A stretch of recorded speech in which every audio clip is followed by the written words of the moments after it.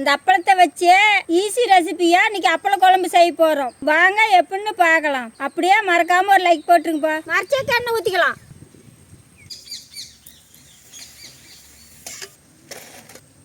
மரச்சக்க எண்ணெய் ஊற்றிக்கலாம். கடுகு, உளுத்தம்பருப்பு, கடலைப்பருப்பு, வெந்தயம், சீரகம், பூண்டு, கருவேப்பிலை, நறுக்குன்னு தக்காளி, மஞ்சள் தூள் கொஞ்சமாக போட்டுக்கலாம்.